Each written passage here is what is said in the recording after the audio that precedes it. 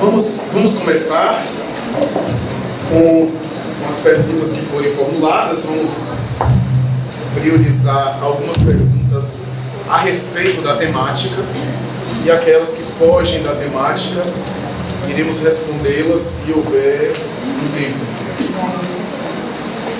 Existe depressão causada exclusivamente por falta de elemento químico no cérebro? Falta de hormônio do prazer, a serotonina, por exemplo? Como justificar uma depressão sem não haver tido nenhuma causa aparente desencadeadora?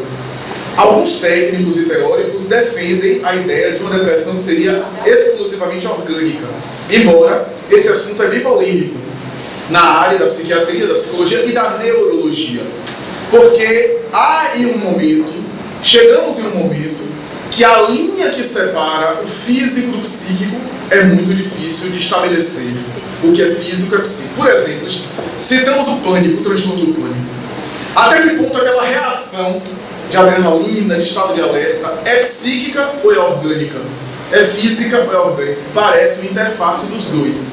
É muito difícil estabelecer em determinado nível até que ponto o físico começa e até onde o orgânico e o psíquico terminam. Então há teóricos que defendem a ideia de depressão exclusivamente de natureza química, embora há uma polêmica sobre isso. Alguns autores com os quais nós pessoalmente identificamos, sintonizamos mais, concordamos mais, afirma que não há uma depressão exclusivamente química. Por quê? Porque mesmo que um processo tenha uma causa química, portanto uma demanda predominantemente química, sempre passa por uma subjetividade que é singular. Se eu tenho uma depressão que é química, conhecida como química, ou seja, uma deficiência que gerou um humor deprimido, e uma outra pessoa tem a mesma realidade orgânica, ainda assim nós vamos experimentar de forma diferente aquela depressão.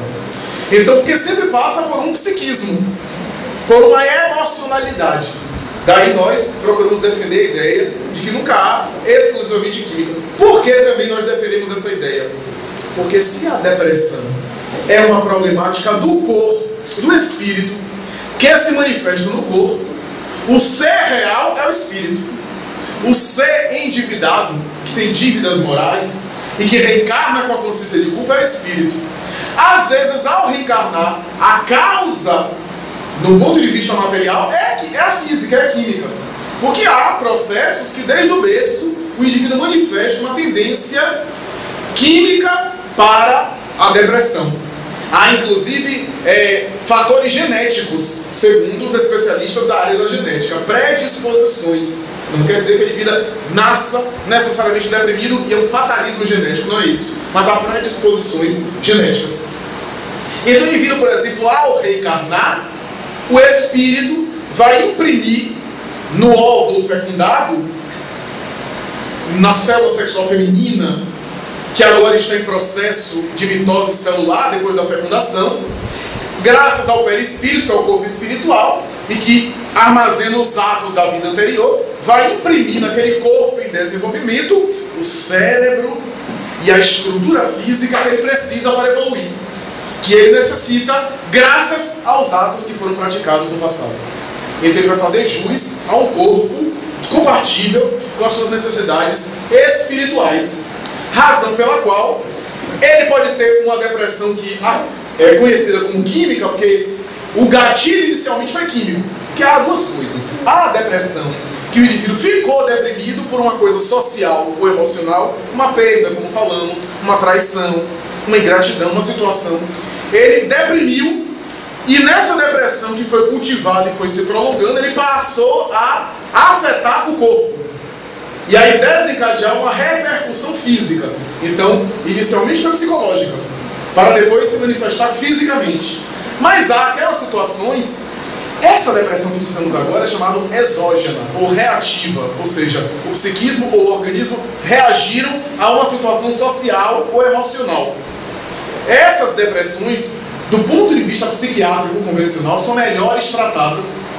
Normalmente tem um tratamento que a melhora é mais rápida, a evolução é melhor. Já a depressão chamada de química é uma depressão que o indivíduo já nasce com uma estrutura orgânica, aspas, depressiva.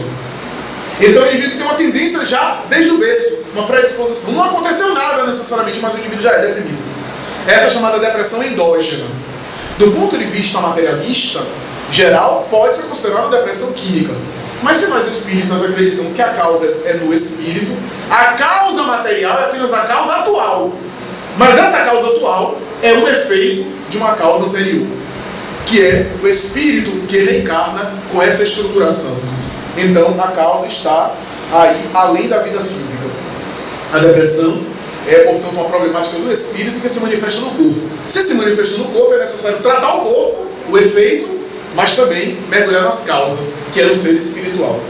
Joana de Anjos tem uma mensagem no livro Receitas de Paz que vai dizer: por isso é necessário a medicação, mas é necessário também o indivíduo procurar examinar o processo depressivo, saber se ele se encontra em uma postura de revolta, porque às vezes o deprimido está numa situação de irritabilidade, de revolta, ou se ele está numa situação de introspecção, de receio perante a vida, que são dois biótipos convencionais em relação à depressão. Minha mãe é espírita e depois de perdas familiares e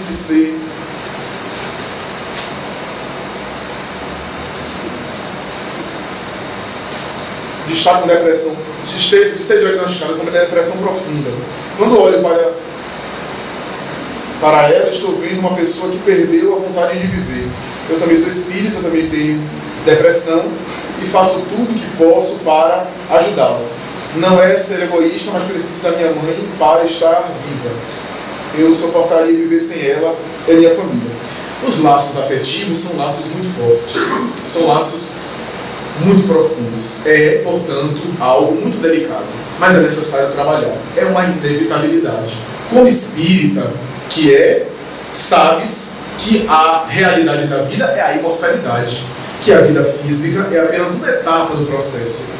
Claro, é óbvio que a morte de um ser querido é uma grande dor em qualquer pessoa. Os bons espíritos chegam a dizer que uma das dores maiores é a partida de um ser querido, porque algo de nós morre com ele, vai com ele. É natural. É uma das dores mais difíceis. Por mais que tentemos superar, sempre fica uma marca, uma saudade. Somente o bem que fizemos a outrem é que vai naturalmente compensando, diminuindo essa grande dor e essa grande saudade, que deve ser tecida também esperança. Se somos espíritas, sabemos que a dor é excruciante, mas que também vamos esperar, porque mais cedo ou mais tarde também desencarnaremos. E aqueles que se amam, eu não digo que vai, certamente eu garanto que vão se encontrar, porque os laços afetivos não se perdem na imortalidade. Não tenha dúvida disso, que os vínculos acontecem. Agora, se eu for dizer que, pela lei natural das coisas, a genitora não vai desencarnar, eu estaria mentindo, porque mais cedo ou mais tarde todos iremos desencarnar. Mais cedo ou mais tarde todos seremos chamados à pátria espiritual. O ideal é que nós nos preparemos, nos fortaleçamos para isso. De vez em quando pensemos, inclusive, na nossa e na desencarnação dos seres queridos. Porque aquele que parte também sofre de saudade. Não somos nós apenas que ficamos que sentimos a falta, ele também. Então é necessário trabalhar a depressão. Talvez na matriz do processo depressivo está uma relação difícil com perdas. Aliás, dizem alguns psicólogos analíticos, em todo o processo depressivo, o depressivo sente que algo foi retirado dele e nunca mais voltou. Algo ele perdeu e nunca mais voltou. É uma sensação geral na depressão. Algo saiu dele, algo ele perdeu e nunca mais voltou. Então é necessário trabalhar essa relação com perda. Porque na verdade, perda simbólica, porque ninguém perde pessoas, porque pessoas são objetos. Mas essa partida dos seres queridos. Trabalhar essa relação, porque naturalmente que precisaremos tanto para ajudar o ser querido que desperta no além logo mais, quanto nós mais tarde seremos ajudados. Então é natural, o seu sentimento é válido, nós temos uma cultura, e a cultura religiosa do passado era muito de reprimir sentimentos. Não se sinta, mas trabalhe para reagir bem quando o processo chegar lá. Até porque, se chegando no momento a genitora desencarnar e você ficar, e você começar a se amargurar demais, o ser querido que desperta no além vendo essa situação vai se angustiar também, porque não vai poder fazer nada. Então, o processo é um processo de, se eu não estou numa atitude egoísta, como está dizendo aqui na mensagem, e eu amo a pessoa, por amor a ela, eu vou ficar bem, para que ela também fique bem. Porque afinal, o que são 20, 10, 15, 30 anos? Mas cedo ou mais tarde todos estaremos na vida verdadeira, que é a vida espiritual. O Espiritismo, meus amigos, nos prepara para isso. Toda a proposta do Espiritismo é uma metodologia de educação para a viagem. Para a viagem para o local definitivo. Não necessariamente para sermos pessoas alienadas aqui na Terra. Viver no mundo, mas não vivermos mundanamente. Vivermos na Terra, mas não vivemos para a Terra, porque estamos de trânsito, estamos em passagem. A homossexualidade é considerada um desvio de comportamento ou conduta? No passado, em algumas áreas da psiquiatria, o comportamento homossexual foi considerado uma patologia. Havia inclusive uma tendência, embora não vamos aprofundar o tema, havia uma tendência de psiquiatras inclusive encontrar algum aparato orgânico cerebral que confirmasse alguma disfunção. Sugeriu-se a ideia do hipotálamo, do tamanho do hipotálamo, mas não se encontrou nenhuma conclusão a respeito. Mais tarde, com a genética, alguns especialistas sugeriram a ideia de deficiências em determinados genes, alterações ou mutações genéticas. Até hoje não foi encontrado nada. Emmanuel, desde a década de 40 e 50, numa obra fantástica chamada Vida e Sexo, vai dizer que inutilmente a ciência vai procurar a causa do comportamento homossexual na matéria, porque somente há a luz da reencarnação para entender o comportamento homossexual. Hoje em dia, as ciências psíquicas em geral consideram o comportamento homossexual como uma manifestação do indivíduo com a mesma dignidade, a mesma forma de examinar do comportamento heterossexual. Mas na visão espírita, nós temos uma visão em que abrange ainda mais essa realidade. Quando Emmanuel colocou isso, mais tarde Jorge André dos Santos, um psiquiatra espírita, em uma obra fantástica, clássica, Forças Sexuais da Alma, que não fala especificamente sobre homossexualidade, fala sobre sexualidade em geral, mas que dá-nos ideia desses impulsos da alma na sexualidade. Emmanuel vai dizer, e outros autores espirituais confirmam, que o espírito, embora não tenha sexo, é a questão dos entes, o espírito tem sexo não conforme entendeis. Eles reencarnam tanto no corpo feminino, como no corpo masculino. O corpo masculino, graças aos hormônios masculinos, aspas, mais pesados, propele o indivíduo a determinadas experiências para que o espírito desenvolva a partir daquilo determinados valores. A intrepidez, a objetividade, os desafios exteriores, algumas características que são mais propelentes ao ser masculino. O indivíduo feminino, o espírito ao reencarnar no corpo feminino, em razão dos hormônios, desenvolve determinada área do sentimento. A abnegação, a sensibilidade, a dedicação. A mulher é mãe, mesmo que não seja mãe biológica, ela tem a tendência a se dedicar à abnegação. Então é uma tendência que a mulher carrega em face dos hormônios. Os detalhes, o prestar atenção nos detalhes, porque a natureza dotou essa capacidade dela para, naturalmente, fazer com que ela prestasse atenção no bebê e nas reações do bebê. É uma colocação da natureza. E por isso as brigas conjugais, que ela cortou o cabelo 2 dedos e ele não percebeu. Ela é detalhista muito mais do que ele, em termos gerais. Ela tem poder de análise, ou seja, os detalhes, ele tem poder de síntese, ele vê o global. E assim por diante. Então, são tendências para que o espírito possa desenvolver várias áreas. Ele não vai reencarnar apenas em um sexo, vai reencarnar em outro. Se o espírito reencarna várias vezes em um sexo, ele pode ganhar condicionamentos psicológicos daquela sexualidade.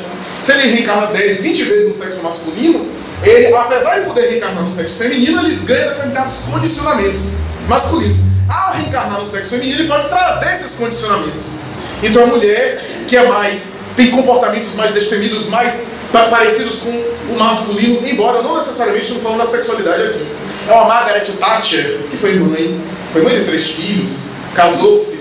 Não é aqui ao comportamento ainda sexual, mas posturas mais do sexo feminino, masculino, porque era uma mulher, a chamada Dama de Ferro, né? Defendeu as Ilhas Malvinas da Argentina e naturalmente governou o Império Britânico de uma forma espetacular e singular para os padrões e a mentalidade do ser feminino na época.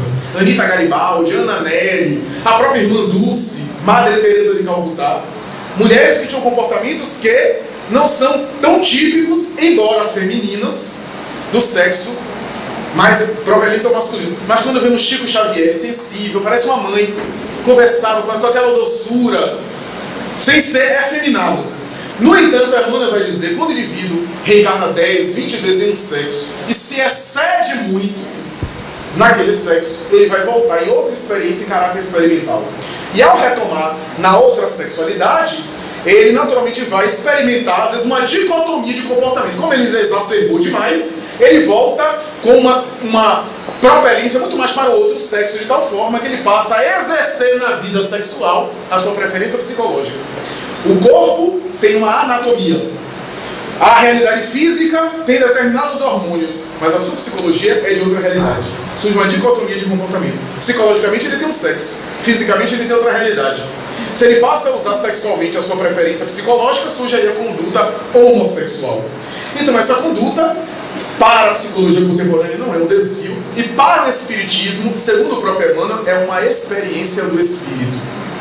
Que não se trata aqui de uma tara, conforme alguns bolsões da psicanálise no passado estabelecia, uma patologia, uma doença, uma psicopatia, mas uma experiência do espírito. A orientação que nós damos é a mesma orientação que nós damos ao heterossexual. O comportamento sexual privado do indivíduo pertence à sua consciência. Nós não temos como nos envolver e dizer o que ele deve fazer. Isso é uma questão da sua consciência pessoal. O que nós dissemos, em geral, é não seja promíscuo. Da mesma forma que a gente diz ao heterossexual não seja promíscuo, a gente diz ao homossexual não seja promíscuo, para não caracterizar qualquer tipo de preconceito. O ideal é que o indivíduo tenha uma conduta moral digna, seja em qualquer faixa de experiência do espírito que ele esteja. Então, se ele é um heterossexual depravado, ele está exorbitando. Se ele é um homossexual, mas tem uma conduta moral equilibrada, é admirável, é respeitável. Então o que nós devemos evitar é a promiscuidade, mas a conduta privada do indivíduo pertence à sua consciência, e que, do ponto de vista espírita, é uma experiência do espírito, na qual ele também está educando essas forças sexuais da alma. Digamos que uma mulher sensualista demais, leviana, utilizou o sexo de maneira provocadora e sedutora, reencarna no corpo masculino para aprender retidão, austeridade. Não necessariamente vai conseguir de pronto, mas é mais ou menos essa a ideia, a mentalidade. Ou um homem que utilizou de maneira leviana as pessoas como objeto, o sexo feminino inclusive como objeto sexual de prazer. Ao reencarnar no corpo feminino, no sexo que ele tanto desrespeitou, ele vem para aprender sensibilidade, que ele de maneira grosseira e truculenta não havia aprendido na encarnação anterior. A ideia é que ele possa desenvolver o respeito pelo outro, mesmo que de maneira sofrida, porque inicialmente surge uma espécie de conflito, essa dicotomia de comportamento, que ele se enxerga de uma forma ou de outra, e que ele passa a tentar examinar de uma maneira sui generis. Como a espiritualidade poderia ajudar na localização do avião desaparecido com 239 para passageiros e os familiares angustiados? A espiritualidade, em alguns momentos, apresenta as suas informações, apresenta os seus detalhes, apresenta as suas orientações. Em vários momentos, médiuns extraordinários e espetaculares procuraram, de alguma forma, chamar-nos a atenção com dados exatos. Mas o objetivo dessas informações retumbantes era para provar que a imortalidade da alma existe. Era provar que os espíritos, e não para os espíritos, o tempo todo está interferindo em experiências nossas. Se houver a necessidade da provação da dúvida e da angústia dos familiares nessa situação, não há uma informação espiritual. Porque é, às vezes, uma prova, tanto para aqueles que desencarnaram, quanto para aqueles que ficaram, no caso de haver desencarnação. Então, é uma coisa muito delicada. Há ocorrências que os espíritos estão ajudando, mas nem todos eles podem interferir, porque há coisas que nos escapam enquanto estamos encarnados. E se eles o tempo todo estivessem interferindo em nossa vida, nós perderíamos o livre-arbítrio. Notem a ciência. Kardec chega a perguntar se os espíritos não poderiam interferir na ciência, acelerando o progresso. Os espíritos disseram que sim, mas que não podem. Ou melhor, que não devem. Poder eles podem, mas eles não devem. Por quê? Porque seriam atrapalhar o engenho humano de progredir. Porque a ciência, por exemplo, estou falando ciência como exemplo, a ciência é fruto do progresso intelectual, das conquistas humanas, para frente. Se os espíritos fizessem a nossa parte toda hora, a gente estaria ainda na ignorância, na barbárie. Daí eles ajudam-nos sem interferir em nossos lances existenciais. Para nós isso é um grande sofrimento. E talvez a gente fique um pouco descontente, até contrariado, sem entender. Mas para os espíritos às vezes são provas necessárias. Kardec chega a perguntar, quando o indivíduo, por exemplo, morre de um raio que o alcança, se foram os espíritos que direcionaram o raio. Os espíritos disseram que não, que o raio ia cair naquele lugar, mas que se o indivíduo estava programado para desencarnar, chegou o seu momento, talvez os bons espíritos, o anjo da guarda do indivíduo, direcionou ele para aquele lugar, para ele desencarnar. E a gente vai dizer, que anjo desgraçado é esse que vai... Mas para o anjo da guarda, desencarnar não é uma tragédia. Para o mentor espiritual, desencarnar é tirar uma roupa e botar outra. É dormir e despertar depois de uma anestesia. É nós que vimos isso como uma tragédia. Então, em verdade, a visão dos bons espíritos é outra. Eles nos ajudam, nos inspiram. Quando se faz necessário, a mensagem é mais retumbante, mais ostensiva, e aí diz realmente onde é que está, como houve provas no passado. Mas, muitas vezes eles não podem interferir por conta de haver, às vezes, um processo kármico.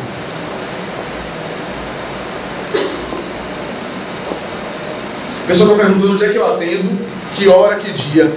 Uma conversa particular vai ser mais ético, para a gente não fazer, inclusive, propaganda, usar a tribuna espírita para isso. Quem quiser depois uma conversa particular, e nossa Norma está aqui, ela tem o nosso e-mail, e já foi até dado o nosso contato telefônico, e nós podemos aí falar de maneira particular.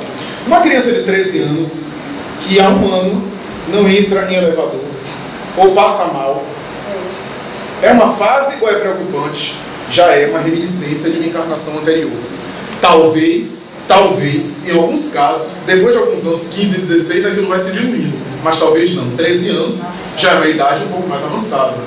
É uma reminiscência de encarnação anterior que traz, possivelmente, um trauma do passado. No caso dessa idade, acho de bom grado esperar um pouco mais, mas vale a pena tentar as terapêuticas convencionais e talvez a terapia regressiva, neste caso. Como, aliás, os técnicos de regressão falam. Normalmente, no passado, o indivíduo era enterrado vivo, por causa do diagnóstico de morte, que era precário, em coma, e despertava do coma, na sepultura, e morria asfixiado. O trauma ficava, às vezes, no indivíduo, que ao reencarnar trazia os arquivos. Então, no lugar fechado, ele não sabe por que ele entra em pavor, porque os arquivos do inconsciente liberam aquelas informações. É um trauma do passado. Às vezes, na terapia regressiva, no caso da fobia, às vezes é muito recomendado, o indivíduo acessa esse passado para liberar do inconsciente, porque a fobia é um medo irracional. A pessoa não sabe por que, mas tem medo. Ele sabe que não tem lógica, mas tem medo, tem falta de ar, acho que o ar vai acabar dentro do elevador. É uma reminiscência de reencarnação anterior, de um trauma vivenciado. Às vezes é válido esse procedimento. Então, possivelmente é algo de um passado. A síndrome de pânico pode causar arritmia crônica e forte, sem que os exames como Holter e ecocardiograma apresentem tanta gravidade, eles apresentam apenas arritmia discreta. O que se deve fazer nessa situação? Já tive crise de fibrilação e fui internado há 3 dias. A crise de pânico pode dar arritmia real, mas é muito comum o paciente com pânico sentir que está com o coração em arritmia e não está. Ou está numa ideação de que está a ponto de ter um infarto no miocárdio, mas ele não está. Para ele é tão real que ele diz é físico, não é psicológico. E não adianta brigar com ele porque ele vai achar que é físico. Para ele é verdade, ele não está mentindo, mas é verdade dele. E em alguns casos, por conta do desespero e da tensão, ele pode ter arritmia mesmo. Arritmia convencional. Nada que extrapole uma arritmia de alguém que está correndo, fazendo exercício físico. É natural. O sofrimento, nesse caso, é muito mais psicológico do que orgânico. Quando falamos onde é o orgânico e onde é o físico, é porque há também arritmia, adrenalina, o indivíduo fica em tensão, sem sombra de dúvida. E desgasta, cansa, por conta dessa tensão constante que ele não aguenta.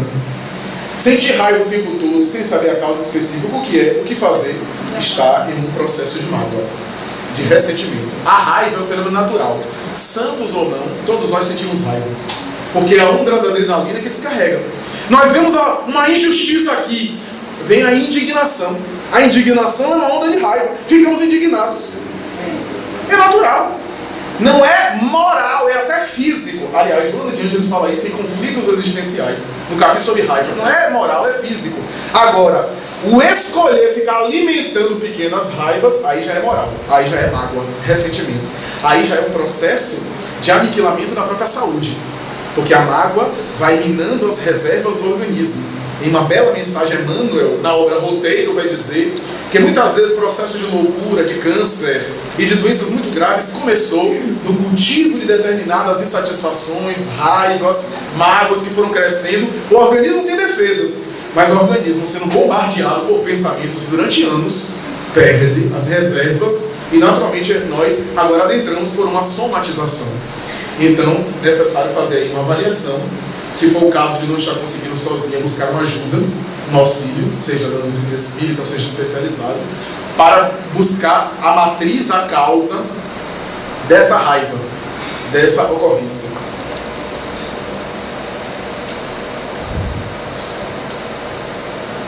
Fale um pouco mais sobre ansiedade e fuga. A ansiedade é esse fenômeno da pessoa está sempre fugindo do momento presente, como nós falamos. Então a pessoa não se compraz no momento atual, por conta de um mecanismo que pode haver também algo do passado. A culpa inconsciente. Então a pessoa fica ansiosa, porque não consegue estar em contato consigo mesma. Então fica fugindo através de uma ansiedade, de uma antecipação que não soluciona o problema. Como é possível evitar a ansiedade? Exercícios periódicos. Ninguém consegue um estado de beatificação de uma hora para outra. É necessário um programa específico de trabalhar, da mesma forma que a pessoa faz musculação. Ninguém vai estabelecer um corpo sarado, como está na moda, de uma hora para outra. É um processo paulatino. Da mesma forma é o psiquismo. Se o indivíduo passou anos ansioso, o inconsciente está cheio daquela ideia. Se ela parar agora para meditar, para concentrar, não vai conseguir. Porque ao parar, o inconsciente libera o lixo mental que está acumulado. E é muito bom que vai liberando. Então ela não consegue, ela para concentrar e aí começa a distração. Pensa em outra coisa, aí se preocupa com outra coisa, volta a concentrar. Não é brigar com o pensamento. Pensou muito bem, volta. Volta. Vai treinando, exercitando. A concentração é uma das coisas mais difíceis. Eu diria que 90% das pessoas temos problemas de concentração. É um exercício que Buda dizia, tente durante 7 horas, se não conseguir, tente durante 7 dias. Se não conseguir, tente durante 7 semanas. Se não conseguir, tente durante 7 anos. E se não conseguir, tente durante 7 reencarnações. Mas comece. Como distinguir uma depressão de uma ocorrência mediúnica? Todo depressivo atrai obsessores e essa manifestação é sempre danosa? É um claro escuro muito difícil, por isso é necessário fazer os dois tratamentos. Até porque uma coisa não exclui a outra. No entanto, o indivíduo que está obsediado e que é depressivo é um indivíduo irritante. Porque a técnica do obsessor normalmente é irritar as pessoas ao redor. Então o paciente que é depressivo e que causa mal-estar em todo mundo é uma pessoa obsediada. Porque é o que o obsessor quer. Que ele cause mal-estar, que alguém agrida ele, que alguém destrua ele, que alguém até assassine ele. É a ideia. Então é um indivíduo provocante. Mas é um claro escuro muito difícil. Porque nós não sabemos onde um começa e outro termina. Às vezes a obsessão, a interferência espiritual gerou a depressão. O indivíduo ficou deprimido. E às vezes o indivíduo começou deprimido e sintonizou na faixa de depressão. E aí atraiu espíritos que começaram a aumentar essa problemática.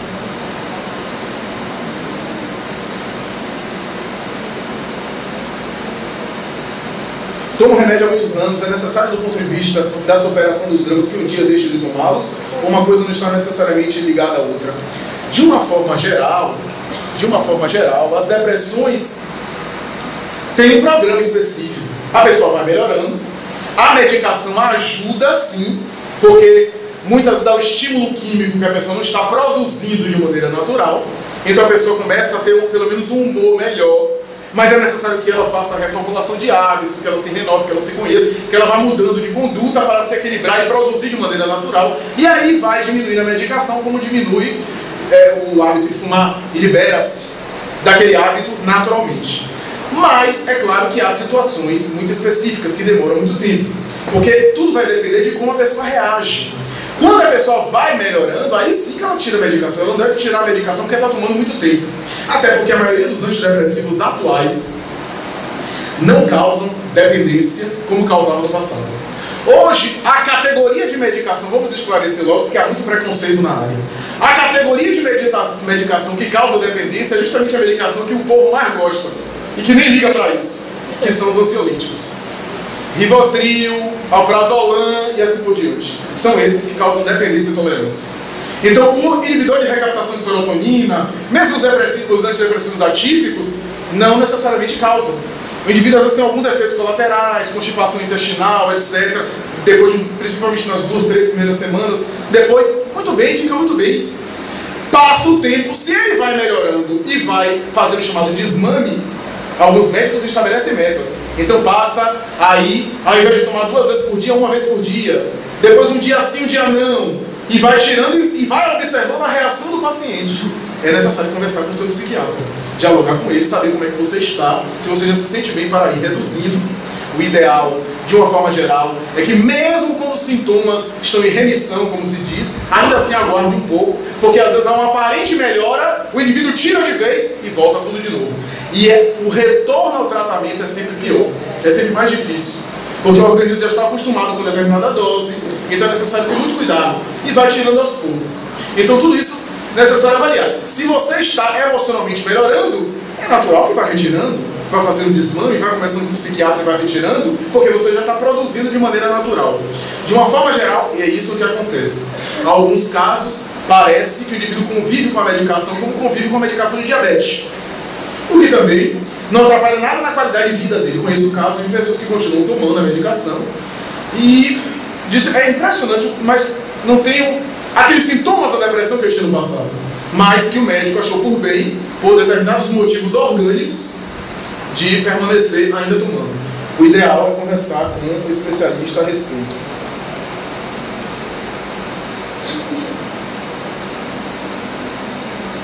A depressão pode ser considerada uma doença crônica, a depender do caso, sim. O termo doença é evitado nas áreas de saúde mental. O termo transtorno é mais usado, porque a expressão doença normalmente é um quadro que se sabe a causa, se sabe a evolução e se sabe o prognóstico. Nos transtornos mentais a gente não sabe, às vezes, qual é a causa específica, há fatores, e às vezes não sabe como vai se processar o prognóstico, embora saiba um pouco a evolução, o desenvolvimento daquela realidade. Então é mais ou menos isso. Antes de responder essa, que a pessoa me pediu para anotar. Tem uma que a pessoa fala que não gosta mais de se desinteressou das coisas, mas que não é depressão, que deixou de curtir determinadas coisas, que saiu se privando da atividade social, mas é porque se interessa por outras coisas diferentes, mas está renunciando a determinados prazeres, mas evita a convivência social, e que isso não é depressão. A pessoa enrolou, mas é depressiva. Se o indivíduo não gosta ou não superou determinados hábitos negativos, é a batida de limão na praia com vodka, então ele renuncia a determinados hábitos, ele renuncia a determinada preferência para outras preferências culturais, estéticas, emocionais, se deixou de ir às farras para tomar o Beer Night até o fim. Isso é positivo. Isso é um processo de melhoramento pessoal, de individuação, como diz Jung. Agora, a pessoa renunciar ao convívio social, a pessoa se isolar, a pessoa deixar de interagir com o próximo, é depressão. A individuação que Carl Gustav Jung fala é uma viagem interior de maneira iluminativa. A depressão é uma viagem interior de uma maneira perturbadora, de uma maneira angustiada e pessimista. Há uma outra questão que a pessoa me pediu para falar, que é sobre as obsessões sexuais. Os espíritos participam dos relacionamentos de intimidade. O indivíduo que tem uma conduta sexual irregular, ele é testemunha e é acompanhado por espíritos viciados como ele. Então seus relacionamentos é participado por espíritos dessa natureza. O indivíduo com uma vida moral equilibrada tem direito à sua privacidade. E os bons espíritos respeitam, protegem-nos de Joana de Ângeles, em uma obra fantástica, que é muitas vezes quando o casal se busca na sexualidade, no relacionamento íntimo, um casal com uma vida moral equilibrada, os bons espíritos ficam à porta do quarto, respeitando o momento íntimo do casal, de tal forma, inclusive, colocam defesas magnéticas, vendo aquele ato como um ato digno, santo, elevado. E se vão preparar uma reencarnação, não é durante o ato, como muita gente pensa. É depois, 20 minutos após o ato sexual, quando o espermatozoide está viajando na trompa de Falópio. E o reencarnante é levado para a implantação do óvulo nidado, ou no processo de nidação. Então é mais ou menos essa ideia que chama a atenção. Mas os indivíduos que são promíscuos, que têm relacionamento de prostituição, que estão por aí nos excessos, eles autorizam a participação de espírito. E a sua relação sexual é espetáculo público de espírito obsessor, de viciados da sexualidade. Fale sobre a depressão infantil. Como podemos detectar a depressão na infância? A depressão infantil às vezes se apresenta por sintomas diferentes do adulto. O adulto tem esses aspectos porque tem uma capacidade de simbolizar muito mais clara dentro da nossa lógica. Então ele se angustia, ele se entristece. A criança não. Então às vezes a criança tem uma depressão, ao invés de ela ficar angustiada na cama, ficar triste, ela fica irritada. Aquela criança que está o tempo todo na irritabilidade, agressiva. Às vezes uma criança muito agressiva, ou que deixou de aprender na escola, pode estar uma criança deprimida. Uma criança com sintomas de depressão, porque se manifesta de uma forma diferente, porque a criança não tem a capacidade de simbolizar como adulto. Você não falou dos transtornos de personalidade: histriônico, antissocial, esquizoide, narcisista, limítrofe. A pessoa esqueceu mais 5, são 10. Porque o tema é transtornos emocionais e não transtornos de personalidade. O transtorno de personalidade é uma outra categoria da psiquiatria. O transtorno emocional é da emoção. Qual é a diferença básica? O da personalidade é a personalidade da pessoa. A pessoa funciona daquela forma. Não há medicação específica. É até mais psicológico, psicoterapêutico do que a psiquiatra. A medicação é para evitar determinados sintomas. Então, como a pessoa colocou aqui, histriônico é a manifestação, que no passado era histeria, que é a manifestação do indivíduo infantil emocionalmente, embora cresceu. É um indivíduo que quer muita atenção. E que a característica básica é que precisa da atenção através da teatralização das coisas e da erotização das relações. Como é que no mundo adulto a gente normalmente chama a atenção das pessoas mais fácil e consegue a atenção dos outros através da sexualização das relações? Então é uma criança, só que agora é adulto e usa às vezes a erotização para chamar a atenção e que necessita muito de atenção. Ficou conhecido o termo histriônico ou histérico para as pessoas que fazem barraco, que quebram, que também faz. Mas que a característica principal é isso. O transtorno antissocial era aquele que era considerado um psicopata no passado, ou sociopata. É um indivíduo que tem uma regra de funcionar diferente e que tem determinado tipo de prazer em passar por cima dos outros e prejudicar os outros. Trata-se de espírito primário na evolução, o antissocial. O esquizoide é aquele que tem muita dificuldade de exprimir afeto, de exprimir sentimento e se isola. Há inclusive um psiquiatra que estabeleceu que um grande músico da música popular brasileira, um dos pais da bossa nova, seria uma pessoa esquizoide, por conta da sua forma de se manifestar. O narcisista, como o nome mesmo já diz, é uma pessoa que tende, por conta de uma insegurança pessoal, a exibir e a exteriorizar um conceito exagerado que ele, nem mesmo ele acredita, mas ele precisa de afirmação. É a pessoa que sempre está cobrando elogio, aplauso dos outros. É indivíduo narcisista por uma questão de insegurança. O limítrofe, que parece muito com o histriônico, também chamado borderline, é uma criatura, uma pessoa que, a diferença do borderline para o limítrofe, o borderline não erotiza as relações e é explosivo. O histriônico também é explosivo, mas o borderline não erotiza as relações e tende a estar muito voltado para a rejeição. Então é um indivíduo que está sempre em função ou dependente de uma rejeição fantasiosa, imaginada ou real. Às vezes que ele interpreta como rejeição ou que realmente ocorre a rejeição e que ele sofre muito. Então esses são transtornos. Há outros, esquizoatípico e assim por diante, mas são transtornos de personalidade. É uma forma de funcionar distorcida, disfuncional, que causa sofrimento, mas não são transtornos emocionais. Senão a gente vai fazer um compêndio de psiquiatria daqui a pouco. Vamos lá. O psicólogo e o psiquiatra é ser humano com seus conflitos e mazelas, por isso suscetíveis a transtornos diversos. Como confiar num profissional e acreditar que este irá ajudar a resolver os problemas existenciais? Justamente porque ele é um ser humano e tende a ajudar um outro ser humano. Como confiar? Através de uma análise sensata. É óbvio e é lógico que há profissionais, em qualquer área, há profissionais e profissionais. O psicólogo ter conflitos não é o mais importante.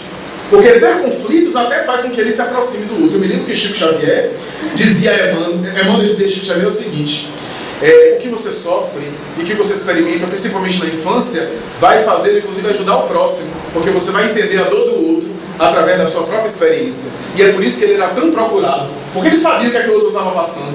Ele recebia as cartas psicografadas, mas quantas vezes ele abraçou mães e chorou com elas? Porque nenhuma carta vai consolar aquilo que elas estavam vivendo, mesmo demonstrando a imortalidade dos seus filhos. Então ele chorava com as mães, ele tinha a noção. Quantos psicólogos sensatos, que embora tenham conflitos pessoais, e às vezes até ajudando o outro, entendem melhor os seus conflitos, e ajudam, claro que trabalhando também os seus conflitos, não é levando para os outros os conflitos que ele carrega, mas quantas vezes ele pode ajudar o outro por conta das feridas que ele também carrega, que ele também traz, é natural. Agora, a postura ética correta, adequada, é que deve ser examinada. Jesus havia estabelecido: pela árvore, pelos frutos conhece-se a árvore. É necessário conhecer os frutos. E não é o fato da pessoa ser espírito ou não. Porque a pessoa pode ser espírito, pode ter uma conduta irregular. Então, o fato, o mais importante, é examinarmos como é a conduta da pessoa. Fazermos a experiência, ouvirmos indicações de terceiros. Se temos observações ou avaliações negativas, repensar a situação, como nós também escolhemos os nossos médicos. Da mesma forma, escolhemos o terapeuta, se for o caso. Então, se a pessoa apresenta algum tipo de conduta irregular, antiética, que há nessa área, a relação psicoterapêutica, me permitam, é uma relação de muita intimidade. Embora não tenha nada de físico, há muita intimidade, muito de cumplicidade. Porque muitas vezes, me permita a expressão, o paciente ou a paciente revela e compartilha coisas da sua privacidade que não compartilha com o ginecologista, com o urologista, que há uma interação física com esses profissionais. Então é uma relação muito delicada, em que a própria relação terapêutica é essencial para a evolução do processo. Aliás, hoje é uma constatação das escolas de psicologia. O mais importante não é a escola. A escola teórica é que o psicólogo ou o psicoterapeuta abraçou. Mas se ele consegue estabelecer uma relação de confiança com aquele que ele acompanha. Uma relação de confiança recíproca. Né? E isso, naturalmente, é desenvolvido com o conhecimento. Com a pessoa buscar. Se não gostou, opta por outra pessoa. Busca outra pessoa. Nós devemos fazer isso. Como nós vamos, por exemplo, ao médico, ao endocrinologista e não gostamos, optamos então por procurar outrem. É perfeitamente natural. Analisar, avaliar e não sermos vítimas também de promessas falsas, de manipulações, porque há também muito. É minha área, então eu posso falar. Há muito em minha área a tentativa de explorar a pessoa financeiramente, emocionalmente. Daí há uma colocação clara, inclusive no Conselho de Psicologia, do profissional não estar utilizando a psicoterapia para obter nenhum tipo de favor de serviço com o outro. Se ele tem outra atividade, ele vende coisas, ele vende, sei lá, material eletrônico, ele não pode comercializar isso com o paciente, porque pressupõe que aquela relação é uma relação que está em desvantagem. Então, é uma colocação que o próprio Conselho Federal de Psicologia estabelece. É uma relação que o profissional tem que respeitar muito. Não pode utilizar a terapia para outros fins, para outros objetivos. O que há é que as criaturas humanas, às vezes, acabam confundindo as coisas. E, no Conselho de Psicologia, há vários processos, contra psicólogos, inclusive. Contra pacientes, contra psicólogos, psicólogos contra pacientes e psicólogos contra psicólogos. Porque, eu posso falar que então, é algo, porque a pessoa, muitas vezes, na ética é que falha. Às vezes tem até técnica, mas na ética quer utilizar aquilo com um degrau para uma ascensão social, utiliza em algumas abordagens que há uma conotação sexual a relação terapêutica para, inclusive, satisfação sexual, para exploração dessa área, o que é muito delicado. E as pessoas têm perdido, às vezes, inclusive, o registro de profissional da categoria. Então, examinar, avaliar, discutir, procurar opiniões para optar. Por outro lado, há muitos profissionais coerentes, competentes, alguns que eu conheço que nem são espíritas, mas que são profissionais exemplares, de uma ética a todo rigor, para sermos justos. Ao adentrar uma casa espírita, o médium pode trazer uma companhia espiritual necessitada de ajuda, porque as sessões de uma presença espiritual angustiada nem sempre são controláveis. Isso é comum. É natural? É natural. O indivíduo pode sim trazer e traz. Os espíritos influenciam nossas vidas muito mais do que imaginamos. O tempo todo estamos sendo acompanhados, a mente sintonizando. A depender do nosso esforço em mudar, em optar por uma vida sadia, sintonizamos em uma faixa positiva e sentimos o bem-estar. No caso em pauta, me parece que a pessoa deve ter uma certa sensibilidade mediúnica e sente, e entra e sente angustiada. É isso mesmo. Ainda vai sentir, porque não apenas está acostumando ao mundo de vibrações diferentes, como também os espíritos se angustiam que acompanham, nos acompanham, e acabam também descarregando em nós as suas sensações. Então é perfeitamente natural esse processo, insistindo no bem. No caso da prática mediúnica mais tarde, exercitando a mediunidade, vai se sentir muito bem. Da mesma forma que no dia da sessão, quando você estiver trabalhando, por exemplo, na sessão mediúnica, você vai ver que no dia da sessão, essas sensações desconfortáveis vêm. Vai se aproximando a hora de começar a mediúnica e vai dando mal-estar, uma vontade de apertar aqui, de tirar isso aqui fora, vai entrando numa espécie de oscilação emocional, as expressões na região da cabeça, a área do coronário, essa área onde há implantes perispirituais dos espíritos que vão se comunicar na reunião. Nós vamos para a reunião. E aí acontecem os transes, etc. Aquelas dores, os espíritos que estavam sentindo. E depois a gente fica ótimo. Que é o ideal. Com raríssimas exceções. No final, às vezes a gente recebe uma aproximação de um espírito amigo. E a gente sente um bem-estar. Uma sensação difícil até de descrever. Uma vontade de gostar de todo mundo, de amar todo mundo. As coisas praticamente perdem o valor, perdem o sentido. Uma compaixão da humanidade. É a sensação que os bons espíritos passam. Então, todo espírito perturbador e atrasado transmite uma sensação ansiosa e inquieta, angustiante. E todo espírito tranquilo irradia uma sensação de bem-estar, de tranquilidade, difícil até de colocar em palavras. Então é mais ou menos essa a ideia que nós passamos. Para concluir, gostaríamos apenas de algumas considerações. Um jovem, ao viajar, passa por um local para conhecer um guru.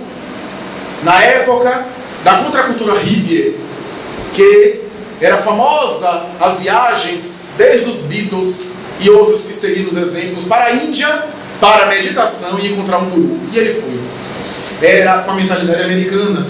E ao chegar na residência onde estava o guru, ele percebeu que não havia absolutamente nada. Ele tentou sentar, mas não havia nenhum sofá, nenhum móvel.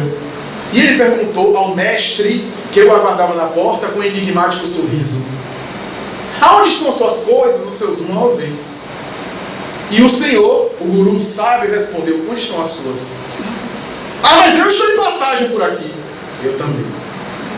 Essa colocação faz-nos recordar da bela expressão de Jesus: meu reino não é desse mundo. Meu reino não é desse mundo. Quantos teólogos discutiram essa passagem? E ele mais tarde falou de nós como sendo suas ovelhas, as ovelhas de um mesmo rebanho. Por um raciocínio lógico, se o reino dele não é desse mundo e somos ovelhas do rebanho dele, é porque nós também não somos desse mundo. Por uma análise puramente lógica, se não somos desse mundo, é isso que fala a doutrina espírita. A doutrina espírita tem para contribuir com essa temática para dizer que somos espíritos imortais, que estamos no processo de aprimoramento pessoal aqui, mas para a vida espiritual, a vida verdadeira. Somos ovelhas, essas ovelhas que não são desse mundo, e por isso é necessário encontrar um sentido para a vida. Carl Gustav Jung dizia que a finalidade da criatura na Terra é encontrar um sentido para a vida, um sentido para existir. E se ele não encontra, ele fica com vazio. Os dependentes químicos em geral sentem sempre um vazio, que buscam através da droga. Os depressivos em alguns momentos também. e assim por diante. Mas o Espiritismo nos ajuda dizendo que o sentido da vida é a imortalidade. Não é o sentido imediato, o sentido das coisas que depois que a gente tem, que a gente acumula, que a gente compra, que a gente consome, já tem um vazio, a gente já quer outra coisa, já não satisfaz. As coisas são interessantes para a gente usar, mas são vazias de sentimento. Nos dão sensação, alegria, divertimento e prazer, mas não preenche a alma. Daí o sentido da vida, o Espiritismo nos ajuda quando fala da imortalidade da alma. Retira-nos tanta fantasia. A gente está deprimido, a gente está com algum desafio, e alguém diz assim, é porque fizeram um feitiço contra você. E a gente que adora ser enfeitiçado, já fica, é a primeira namorada do meu marido. Deve ser. E entramos nessas fantasias que não diz coisa nenhuma. Essas fantasias que às vezes só nos induzem. Pessoas me perguntam, o trabalho pega? Pega, se você for uma pessoa leviana. Se você for uma pessoa insensata, o trabalho pega. Mas se você for uma pessoa de bem, uma pessoa digna, pode fazer o trabalho que for, senão o universo não tem lógica. Alguma coisa, alguém se apaixona comigo, eu não quero, a pessoa faz um trabalho e eu morro. Então as leis de Deus estão na mão da pessoa e não na consciência cósmica. Não tem sentido. Alguém me perguntou, mas e aí você? E o trabalho? Ele disse, prepare a comida que eu como. Pode fazer uma galinha de xixi, um vatapá, eu como na sua frente. Se não tiver veneno, eu como na sua frente. Repito o prato. E garanto, já falei isso aqui, não vai mudar a minha vida. Porque isso não pode mudar a minha existência, os meus atos, as minhas atitudes. Agora, se eu for uma pessoa de vida insensata, se eu for uma pessoa de moral desequilibrada, eu mesmo atraio. Não precisa nem ninguém fazer o trabalho, eu mesmo atraio, sintonizo na faixa. E se alguém fizer, só está dando forças para esses espíritos ignorantes sintonizarem conosco. Então é uma coisa de lógica, porque do contrário, estamos naturalmente numa situação de caos. O universo é um caos, onde as leis divinas estão na mão de uma pessoa, por exemplo, apaixonada. Não parece ser lógico, e o Espiritismo retira tudo isso quando explica as bênçãos e as maldições. Mas a gente adora. E então alguém diz assim, você vai encontrar uma pessoa esse ano. A gente encontra várias pessoas. Alguém não gosta de você. Então, e a gente fica com aquela ilusão e começa a enxergar mesmo. Tá vendo? Me disseram que não gostavam. Várias pessoas não gostam de nós. Então, é uma questão. Uma empresa, certa vez, fez uma técnica notável. O dono da empresa, um psicólogo, colocou uma frase à porta da empresa, e os funcionários vão chegando e ouvindo. E aí, estava lá, acabamos de descobrir quem é seu inimigo aqui. A pessoa parava e dizia, sabia. Eu sabia que eu não progredia nessa birosca por conta disso. E ia adiante, etc. E aí, você entra nessa sala. E aí a pessoa seguia as orientações, entrava, estava um caixão. E aí a pessoa, quando ia, olhava no caixão, estava lá o espelho. E a imagem dele refletida. Você é o seu próprio inimigo. Então, que experiência notável de psicologia organizacional e empresarial. Nós somos os nossos próprios inimigos. Quantas coisas, quantas ilusões, como dizia Buda, que nós acumulamos. Raga, Maya, como diz no pensamento budista. A ilusão, os apegos, as posses que nós conservamos. Eu fico